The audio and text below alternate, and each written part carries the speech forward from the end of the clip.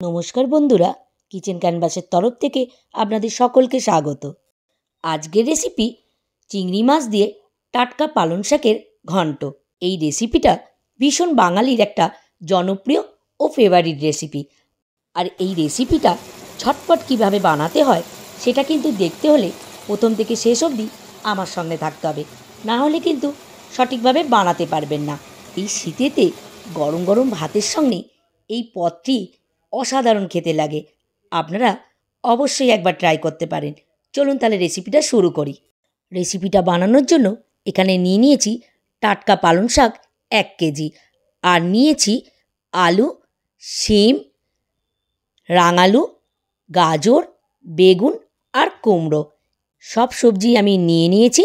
এবার পালং শাকটা কেটে নেব। প্রথমে গোড়াটাকে কেটে নেব, তারপরে মাঝখান থেকে সমান 2 ভাগ করে নেব। এইভাবেই পুরো শাকটা আমি কেটে নেব।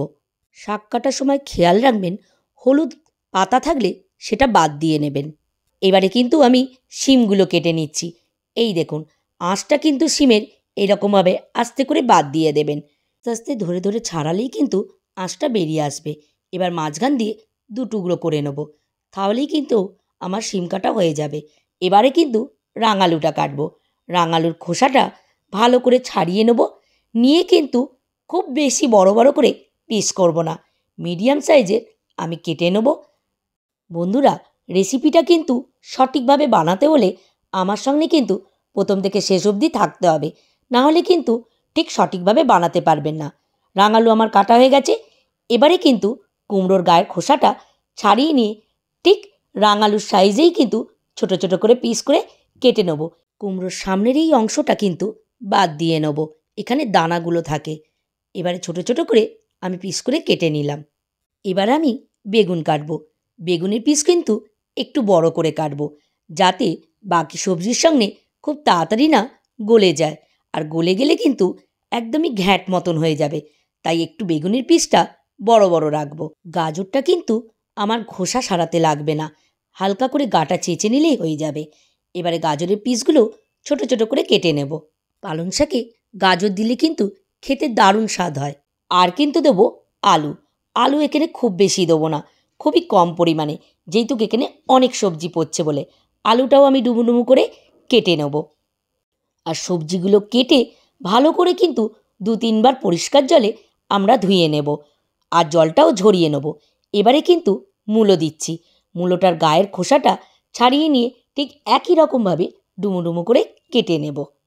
সবজিগুলোর সাথে সাথে কিন্তু শাকটাও বেশ ভালো করে 4-5 বার জলে ধুয়ে নেবেন, আর ভালো করে জলটা ঝরিয়ে নেবেন।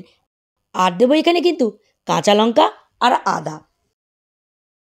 আমি এখানে মিডিয়াম সাইজের 200 গ্রাম চিংড়ি মাছ নিয়েছি, আর তার মধ্যে দিয়ে দিলাম 1 চামচ নুন আর 1 চামচ হলুদ। এবারে ভালো করে ম্যারিনেট করে 10 মিনিটের জন্য রেস্টে রেখে দেবো। এবার একটা পরিষ্কার কড়াই বসিয়ে তার মধ্যে দিয়ে দিলাম সর্ষের তেল। সর্ষের তেলটা গরম হলেই এর মধ্যে ছেড়ে দেবো চিংড়ি মাছগুলো। চিংড়ি মাছগুলো মিডিয়াম ফ্লেমে হালকা করে ভেজে নেব। চিংড়ি মাছ কিন্তু খুব বেশি ভাজবো না, খুব বেশি ভাজলে অনেকটা শক্ত হয়ে যাবে, তাই হালকা করে ভেজে কিন্তু আমি তুলে নেব। আমার চ্যানেলে কিন্তু অনেক শাকের রেসিপি আছে, আপনারা যদি দেখতে চান তাহলে কিন্তু শেষের দিকে আমি লিংক দিয়ে রাখবো, আপনারা দেখে নেবেন। আমার কিন্তু চিংড়ি মাছ ভাজা হয়ে গেছে। এবার এক এক করে তুলে নিচ্ছি, আর এই তেলেতেই দিয়ে দেবো ফোড়ন। ফোড়নে দেবো 1 চামচ 5 ফোড়ন আর 2টো শুকনো লঙ্কা দিয়ে জাস্ট 1 সেকেন্ডের মতন একটু নেড়েই কিন্তু এর মধ্যে দিয়ে দেবো আলু। আলুটা দিয়েই বাকি সবজিগুলো দিয়ে দেবো, দিয়ে ভালো করে 2 থেকে 3 মিনিটের মতন কষিয়ে নেবো। আর এখানে কিন্তু গ্যাসের ফ্লেম থাকবে মিডিয়ামের ফ্লেমে আমি ভালো করে সবজিগুলো ভেজে নেব।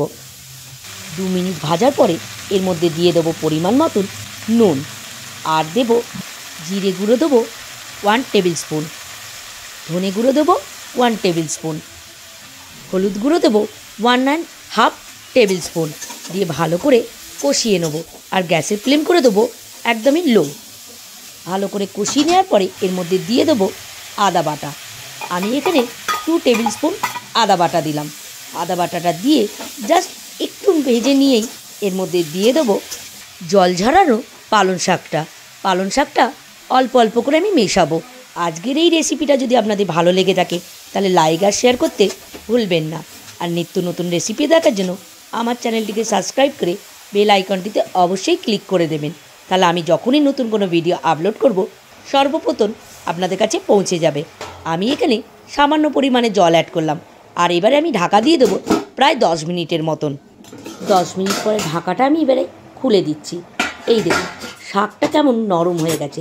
এবার ভালো করে সবজির সঙ্গে শাকটাকে আমি মিশিয়ে নেব। শাকের মধ্যে কিন্তু আমি আর কোনো জল অ্যাড করব না।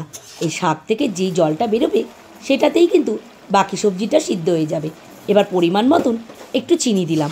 আপনারা যদি মিষ্টি মিষ্টি খেতে চান তাহলে চিনির পরিমাণটা একটু বেশি দেবেন। এখানে চিনিটা দেওয়ার পরেই একটু ভালো করে মিশিয়ে নিয়েই ঢাকা দিয়ে দেবো। 5 থেকে 7 মিনিটের জন্য আমি ঢাকা দিয়ে দেবো। আর এখানে গ্যাসের ফ্লেম থাকবে লো। 5 থেকে 7 মিনিট হয়ে গেছে। এবার আমি ঢাকাটা খুলে দিলাম আর শাকটাকে একটু ভালো করে মিশিয়ে নিলাম।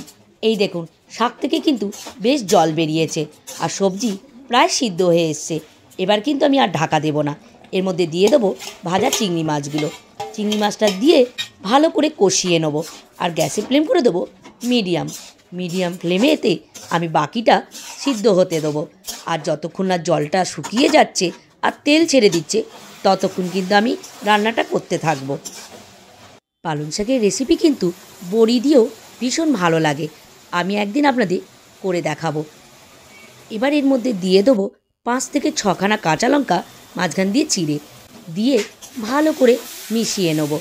পালং শাক রান্না করলে কিন্তু তাতে গুঁড়ো লঙ্কা দেবেন না, এতে পালং শাকের কালারটা নষ্ট হয়ে যাবে। কাঁচা লঙ্কাতে করবেন, টেস্টটাও ভীষণ ভালো আসবে। শাকের জলটাও শুকিয়ে গেছে আর সবজিগুলো সিদ্ধ হয়ে গেছে। আমার কিন্তু শাক প্রায় রেডি। এবার আমি কিন্তু গরম ভাতের সঙ্গে সার্ভ করব। আপনারা কিন্তু বাড়িতে অবশ্যই একবার ট্রাই করবেন। আর ভালো লাগলে আমাকে কিন্তু অবশ্যই কমেন্ট বক্সে জানাবেন। আজকের মতন এখানেই শেষ করছি। আবার দেখা হবে একটি নতুন রেসিপি নিয়ে। ততক্ষণ আপনারা ভালো থাকবেন, সুস্থ থাকবেন।